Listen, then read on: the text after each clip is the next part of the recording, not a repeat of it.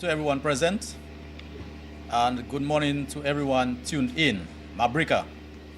My name is Donaldson Frederick, Kalinago Development Officer in the Division of Kalinago Affairs, and I want to acknowledge at this time the presence of the Honorable Minister, Kozia Frederick, and Parliamentary Representative for the Salibe constituency, Kalinago Chief Lorenzo Sanford, our Chief Cultural Officer, Mr. Matthew, Mr. Prosper Paris, Cultural Officer in the Division of Kalinago Affairs, Mr. Patrick Hill, Mr. Luis Patrick Hill, Coordinator of the Kalinago Economic Symposium. We also have with us the Manager of the Kalinago Barana Ote, Mrs. Gwyneth Frederick.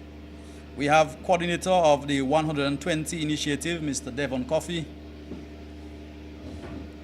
Senior Technical Advisor, Mr. Hunter, Edgar Hunter, Mr. Yohan James, other government officials, members of the media, invited guests, listeners tuning via the social media platform, good morning. I also want to recognize Ms. Dominica, who is in the house with us. She is working, but we want to acknowledge her presence this morning. As part of the celebration of the 120 years of the establishment of the Kalinago territory, let me welcome all of you to this highly anticipated launch event of the 2023 Kalinago Week, which is scheduled to run from the 16th of September to the 23rd of September 2023. We are gathered here today to start with a bang, 7 days of activity for Kalinago Week. This year, we are celebrating under the theme, Our Foothold, Our Land, Foothold of Our Survival. We are setting the stage today, so get yourself ready, get prepared. Kalinago Week is an annual event which began on September 18th, 1981, that is 42 years ago, which marks a critical event in the history of we, the indigenous people of Dominica. The Kalinago Uprising of September 1930. If you recall, the riot left several Kalinagos hurt, and Mr. Dudley John and Mr. Roy Frederick, respectively, were shot dead. Today we are happy that through the efforts of our son of the soil, the Honorable Kozia Frederick, this year's Kalinago Week will form part of Dominica's independence celebration.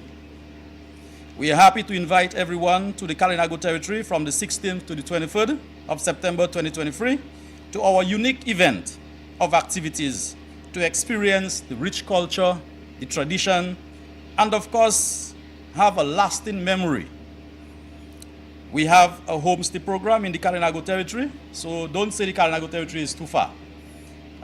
So you need to book your reservation early and to spend 2 or 3 days in the Kalinago territory.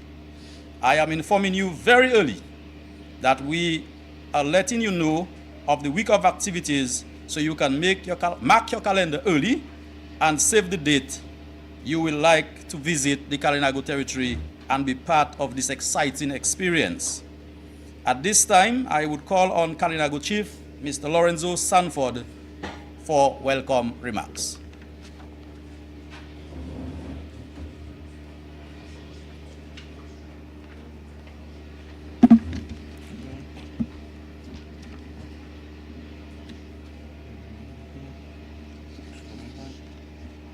Honorable Kozia Frederick, Minister of Environment, Kalinago Upliftment and Constituency Empowerment, and the Parliamentary Representative of the Salibe constituency,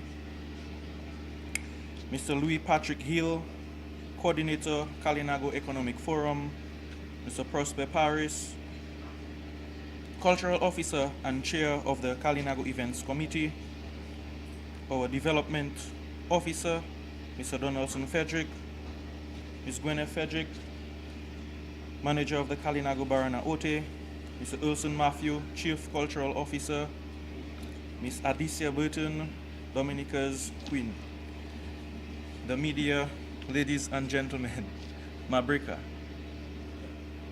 It is an honor to have you here with us today for our media launch on celebrating our Kalinago Week and our 120 years since the establishment of our cherished land. Our theme this year, Our Land, Foothold of Our Survival, resonates deeply with the core of our existence. It reminds us of the profound significance our land holds in sustaining our community and safeguarding our distinctive heritage. Throughout this week, we are set to embark on a journey of cultural enrichment and celebration. From cultural performances to exquisite display of traditional arts and the appetizing culinary experiences, there is a treasure buildup of delights awaiting each and every one of you. As we come together, let us reflect on the remarkable resilience and enduring strength of the Kalinago people. Our land is more than just a physical space. It is the very foundation of our identity, a blessed place that has provided generations with a sense of belonging. I extend a warm invitation to each of you to immerse yourselves in the wealth of our culture, to witness firsthand the beauty that lies within the heart of the Kalinago territory. To this is an opportunity not only to witness history, but to be part of it, to forge connections that will echo through time. Let us celebrate in a spirit of unity and togetherness. Let us honor the legacy of those who have come before us and to pave a way for those who will follow. Together, we shall forge a path that will celebrate the riches of our past while embracing the promise of our future. In closing, I want to express my deepest gratitude to all who have worked tirelessly to bring this event to life. Your dedication and passion have made this celebration possible, and for that, we are grateful. Let us embark on this journey of discovering celebration with open hearts and minds, as we pay homage to the land that has been our steadfast companion for over a century. May this week be filled with moments of joy, enlightenment, and above all, a deep sense of belonging. Mabrika and welcome.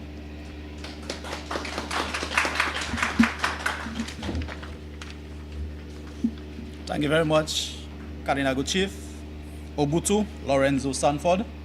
I also want to acknowledge the presence of PS Valmon, also in the house with us. Thank you for coming. At this time, we will move to the program of activities for the week. This week is a meaningful event which is vital in building awareness and protecting the identity and cultural heritage of our indigenous brothers and sisters. So we will start on Saturday, September 16th at 4 p.m. with a Wiku Juve. And that will start at the Sensi community, and we'll move on to Bataka, where it will end. On Sunday 17th at 10 a.m. we will have a memorial service at the Salibia Catholic Church in Salibia in recognition of our fallen heroes. And on Monday 18th, 9 a.m., we'll be having school lectures, and we will go to all of the schools in the Kalinago territory from Atkinson, Concord, Salibia, Sineku, the Christian Lighthouse Academy, and we'll be having lectures there. One of the main features is our Honorable Minister. He's a historian by profession, and he will be part of that delegation as well as the Kalinago Council and Chief. On Tuesday 19th, which is the special day, we will have a smoke ceremony at the 1930 memorial site in Sensi. That's the site where the two individuals were shot. Later in the afternoon at 4 p.m., we will be having a naming ceremony, and we will be doing that naming ceremony at the Kalinago Barana Oti. On Wednesday, 20th September, is a very important day. At 9 a.m., we will commence with a Kalinago Economic Forum, which will be held at the Kalinago Barana Ute. On Thursday, 21st September 2023, at 10 a.m., we will be having the Kalinago Spelling Bee competition and Kalinago Dress Day. So we expect all of the residents of the Kalinago territory and residents outside the Kalinago territory to also participate in wearing your Kalinago dress on that day. The activity itself for the Spelling Bee competition will be held at the Concord Primary School. And on Saturday, the 23rd of September, 2023, from 3 p.m. is another interesting day where we will be celebrating, or we will be honoring our Kalinago brave, our sister, Sylvanie Burton. We will be having a special celebration for her at the KBA, at the Kalinago Barona Ote, and at 7 p.m. we'll be having the closing, which will culminate the activities for the week, as we will do that by having what we call cuisine and a band splash. So on that evening, we will be having a very special night for the closing, band splash. So we're inviting everyone to turn out to support the activities for the week. And I also want to thank the events committee for planning this week, because planning takes a lot of time, so we want to thank them. Mrs. Frederick is part of the committee as well, some of the members here with us. And our former permanent secretary in the Ministry of Environment, Rural Modernization, Kalinago Upliftment and Constituency Empowerment, Mrs. Sylvanie Burton, we also want to thank her because she played a critical role in the planning process as well. So this will be the week of activities for Kalinago Week. Without no further ado, I want to call on Mr. Prosper Paris, who is the cultural officer and also the chair of the Kalinago Events Committee, who will give us a briefing on the key activity, which is the Wiku Juve and Miss Kalinago Show 2023.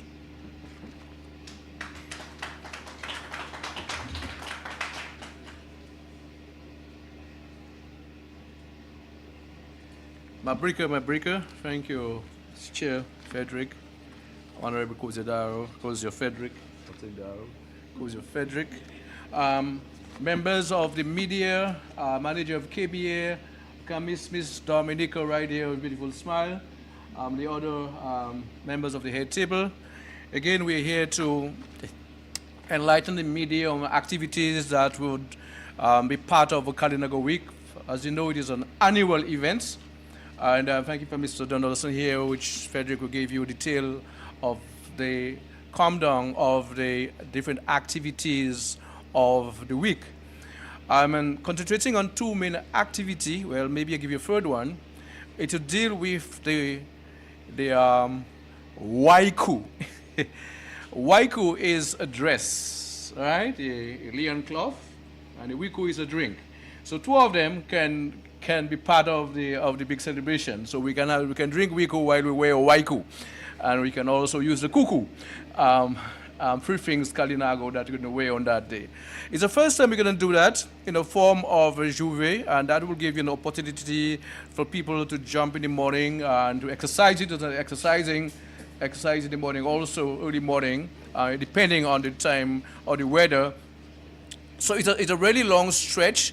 We are starting from Sensi, a resource center that will cover almost about 4 miles of road to Bataka, and with music, of course, very good DJ song. The DJ Repeat and the rest of the boys will be there to entertain us with music. And so you can wear your waiku. Those of you, it is leon cloth, you can wear over your jeans or your shorts, whatever, or nothing under if you like to. But it will give you, that is the real spirit of the Kalinago warriors. So we want you to really to enjoy that part of it, to really get going on the morning of Saturday. That is the Juve in Waiku. So we're going to do from the Sensory Resource Center to Bataka, and arrive Bataka. We hopefully would have vendors there to provide us with a coffee, with a ginger tea, with our different bakes, our sauce, our codfish, and different Kalinago delicacies, breakfast at the Bataka. So we're inviting not only vendors from the Kalinago territory, but even close by and you have something very special to offer, is an open invitation for you. We need something to eat, we need water along the way. The people who have stalls and shops along the way, inviting them to open up early and prepare so that we can patronize your business on our way down. And then so we will reach Bataka, then we can have a good time there. So that goes for the Juve in Waiku. Then on the night is our traditional Miss Kalinago pageant, which is organized by the Karina Culture Group. It is a baby project of the Karina Culture Group for many, many years. And this year they're back again with 4 beautiful girls taking part, and it will be from 8 at the Karina Cultural Village. This year the different main event for the girls to participate will be in spectacular wear, the Waiku wear, the native wear, and they also have talent. So you're going to fill up with those beautiful original Kalinago wear, and we also have side performers and guest performers by the Karina Culture Group itself, and DJs and other people who do singing, talents, very good in doing this side act. And we will also have the honor of having Tasha P here doing one of the closing ceremony. So it's a very compact show. It will be held at the Karina Cultural Village, and it is only $10 for adults, $5. So we want everyone to be here. The price of the day is is a giveaway. But it's not only that, we want people to come and support the girls. As you know, we had wonderful people over the years to take part, and we were fortunate last year that we had our Miss Kalinago coming to become Miss Dominica. So it is really a stepping stone from moving from one end to the other. We have had the criteria being raised because the show we had last year with Miss Kalinago to Miss Dominica, so you expect the show to be as a very high standard. So we're inviting all of the residents of the Kalinago territory, for neighboring villages and Dominica on a whole, to be part of the Karina Miss Kalinago 2023 pageant. Thank you.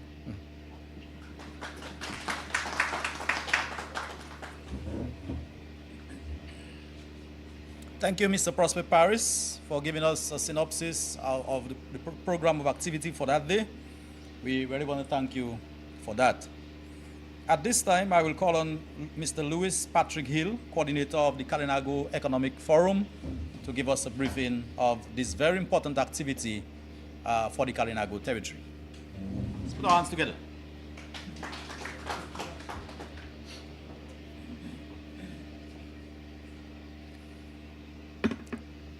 Mabrika, Obutu Sanford, who is our chief, I just want to recognize and honor him today. My brother Shibutu, but most formally known as Minister Kozia Frederick. I just want to honor and recognize him this morning. I see we have a very distinguished permanent secretary, Ms. Valman, with us today. And she's with tourism, and I'm very happy that she's here because what I am going to address has significant relevance to tourism. Of course, we have the most beautiful Kalinago Queen, Adicia.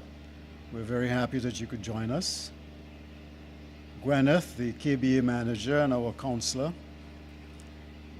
Members of the press, most importantly, and all of the viewing and listening audience, because I understand that this is being carried live, so I want to greet all of the persons, Dominicans, and people who are abroad. I am sure we must be speaking to people in the diaspora and all over the world.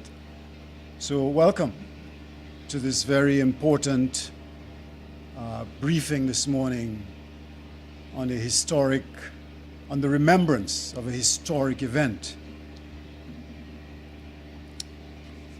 The Kalinago territory, when it was designated in 1903 was essentially ignored and left to its own thing for decades after its establishment in 1903.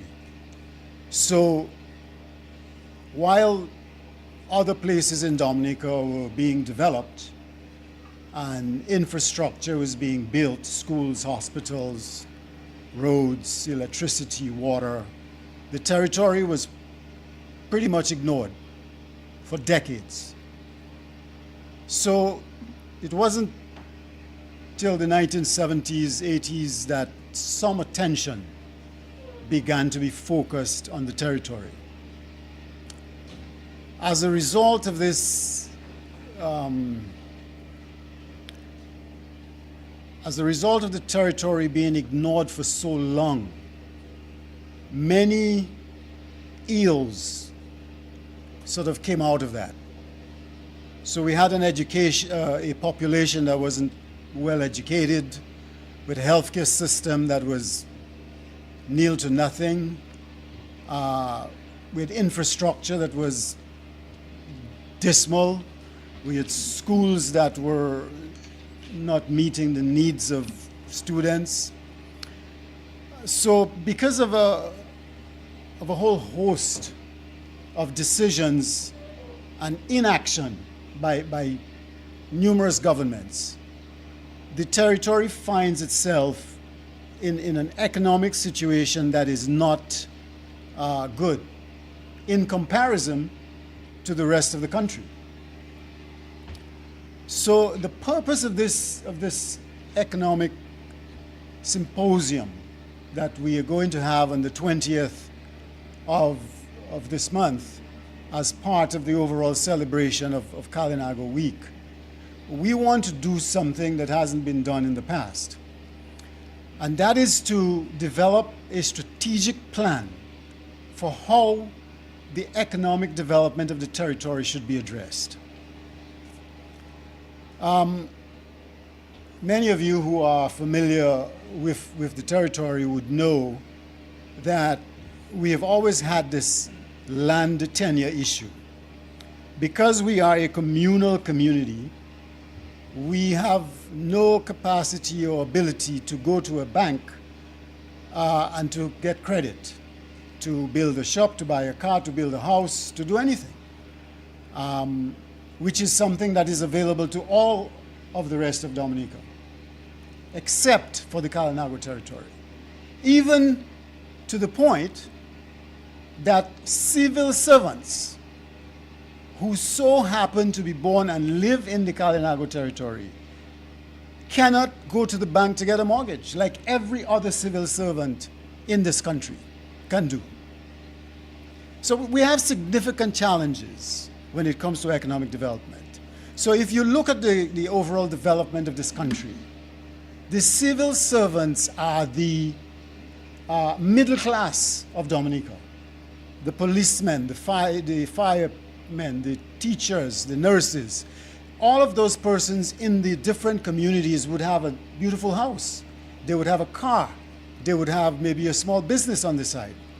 But unfortunately in the Kalinago territory, the civil servants have none of these things. They still live to a large extent in poverty, until most recently when the government has engaged in this really progressive housing initiative, which is beginning to solve the housing challenge that we have had for over 100 years. So the economic symposium is put in place and has come about so we can begin to talk about what are the things that are necessary for our economic development, for our self-sufficiency, for economic independence, for this generation and future generations. Our ancestors who we are honoring today and honoring in the week to come gave us a patrimony that no other Dominicans have, and that is land. We have land. So this symposium seeks to look at how do we use this asset that we have to create an economic engine for this and future generations? So there are three pillars that we're going to look at during the summit. The first one is tourism. And the permanent secretary is here, and I'm really happy she's here, and I expect that she will attend the economic symposium on Wednesday. As most Dominicans would know, every time Dominica advertises tourism in the media, in social media, in advertisements and whatever, one of the first things you see is the face of a Kalinago, the beautiful Kalinago face, or the beautiful Kalinago craft, or something in reference to the Kalinago. But the fact of the matter is that although we have played such a significant role in the marketing of tourism in Dominica, the territory has not seen any significant returns for the role that it has played. So how do we harness this gift, this patrimony that has been left and given to us by our ancestors? Tourism is one of the avenues we should and we can use. The Kalinago Barna Ute, built many years ago, had a mission to essentially engage and attract cruise tourism to the territory. But it has failed miserably to live up to its potential. So how do we now take this gift, this facility that has been in existence for many years, and maximize its potential in the cruise tourism business? If you look at the Kalinago territory, right on its border, there is a business that is extremely successful in the cruise business. It was established on the borders of the territory, I believe, for the sole purpose of exploiting the Kalinago culture, tradition, for its purpose and for creating profit. But the Kalinago people have benefited very little from that business. So we have a couple jobs as tour guides, and maybe the cultural groups go down and do a dance and something like that. But the economic benefit is minimal. So the question is, why do we have this beautiful Kalinago Barna Uti built as a facility to attract cruise tourism, not be able to be run professionally as a business, as a corporation, as a profitable business? So that is one of the critical items that we are going to look at. How do we turn the Kalinago Barna Uti into a profitable business that manages its own tours? So rather than having other tour companies bring a tourist to us and then pay a minimal fee to just enter, why can't we, as a territory, as the Kalinago Barna Uti, establish a tour operating company that creates its own tours, markets its own tours, sells its own tours to the cruise ships themselves, thereby giving us direct access to the revenues to be generated from that business? So this is the first item, and a critical and important item that we will be examining on Wednesday. Secondly, we want to look at the issue of overnight stays in the territory. One of the things, again, the challenges that we face is the fact that there are no real hotels or professional housing establishments in the territory where overnight tourists can stay. And anybody who is in the tourism business knows that where the money is in the overnight stay.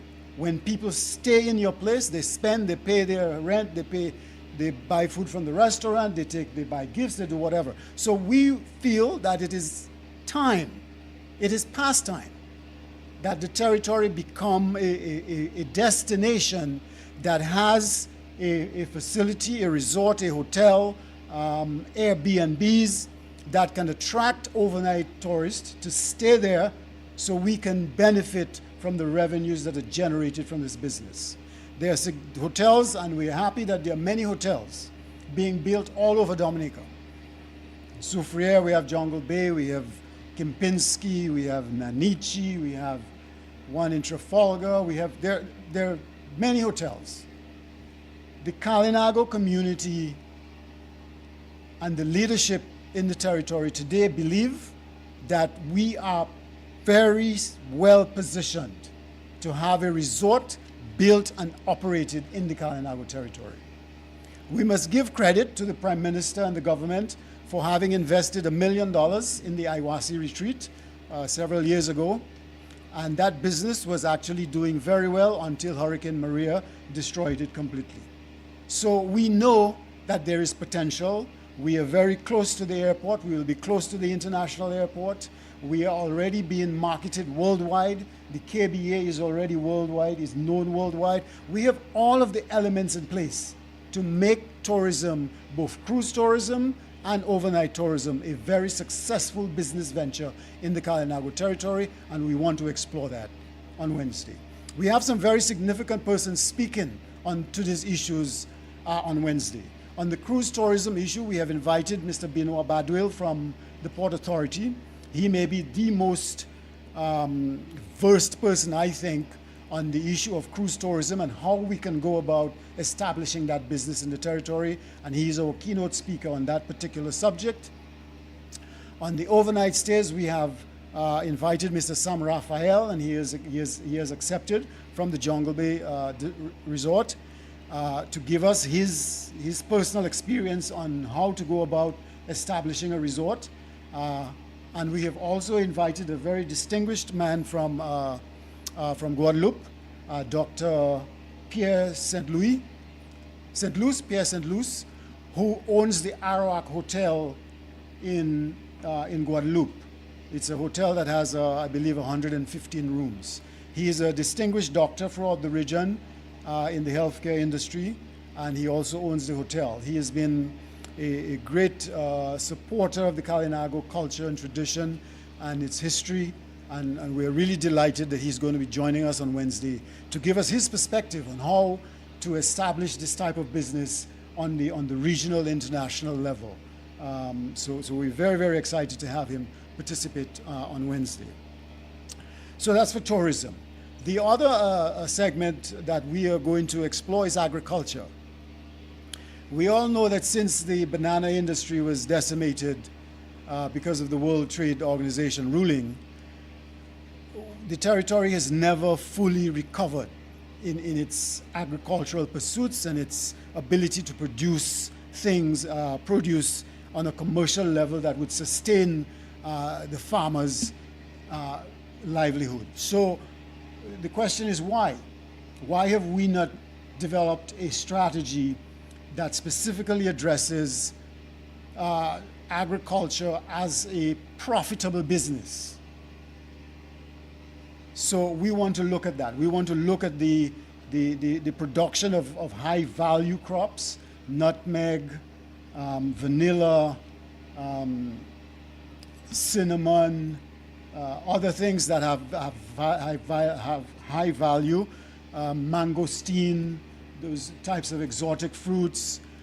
So we want to begin to explore that. The minister, to his credit, has very recently been negotiating and collaborating with the French community in Marie-Galante and Guadeloupe, and is on the verge of establishing significant markets for Kalinago produce. And so we need to organize the agricultural sector so that it becomes focused and efficient and produces things that there is a market for and things that are of high value in the agricultural market. The other thing we want to take a look at also is beekeeping and honey. Sanford, to his credit, as a non-profit group, has introduced beekeeping into the territory. We have 3,700 acres of land for bees to roam and to feed. And beekeeping is something that doesn't require a whole lot of labor, but it has a high return if you're successful in the business. So we want to explore that and to see how that can be beneficial to the development, to the economic development of the territory. Additionally to that, we have fishing. If you go down to Marigot at the fisheries, the majority of people fishing out of Marigot are Kalinago people, Kalinago fishermen. How can we use this potential for fish export to the French islands? How can we harness our fishermen, organize them into a group that becomes a business and operated so that it is profitable and creates a better quality of life for those participating in it? So we want to examine that also. Finally, we want to take a look at the financing. So we have invited to this economic symposium the Aid Bank, the CBI, the Citizenship by Investment program, because we believe that numerous hotels around that are being built in the country have benefited from the CBI, and we believe that it is fair for the Kalinago territory to benefit also from the CBI as it relates to hotel development in the Kalinago territory. So we have invited the persons from the CBI, the director, to come.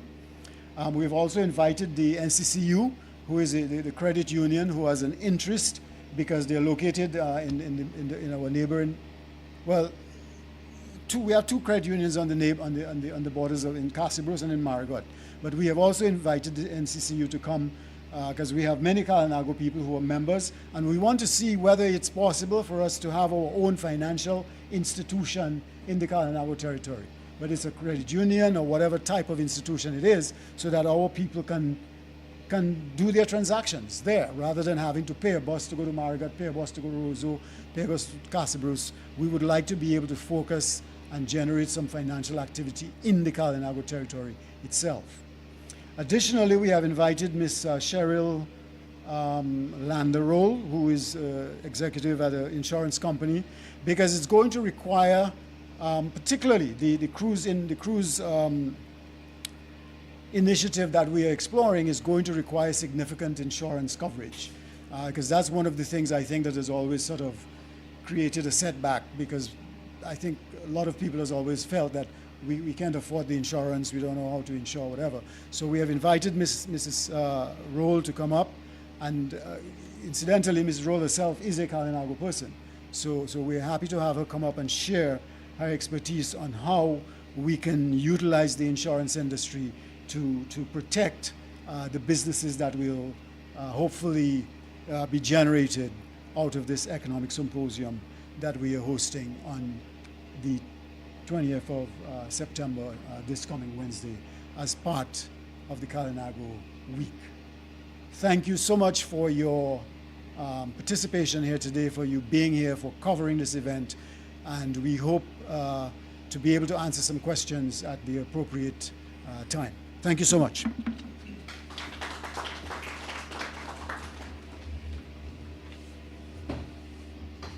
Thank you very much, Mr. Louis Patrick Hill. Really, thank you for that. At this time, it gives me great pleasure to invite the parliamentary representative for the Salebe constituency, the Honorable Kozia Frederick, to give brief remarks. Chancellor. Thank you very much, Frederick. I'd like to recognize the Ubutu, Sanford, Kalinago Chief, P.S. Valmont from the Ministry of Tourism, Chief Cultural Officer from the Ministry of Culture, our own Kalinago Affairs Development Officer, Kalinago Cultural Officer, Prosper Paris, Ms. Dominica, Alicia Burton, the manager of the KBA, the coordinator of the 120 initiative, the staff from the Ministry of Environment, the media, and more especially the viewers and listeners to our program this morning. We are celebrating 100 days of the Kalinago space, and we're also celebrating a significant part of that history, and we speak to the uprising in 1930. So it's very important for us to have celebrations, and they're all important for many reasons. One of the key reasons we realize is that we do have an opportunity to do some cultural preservation. And so Dominica's Kalinago heritage is grounded in Kalinago culture. And so it is important to highlight those aspects of the heritage and promote them. And not only for this generation, but for many generations to come. And it appears to us that during various points of our history, parts of that heritage have been fading away.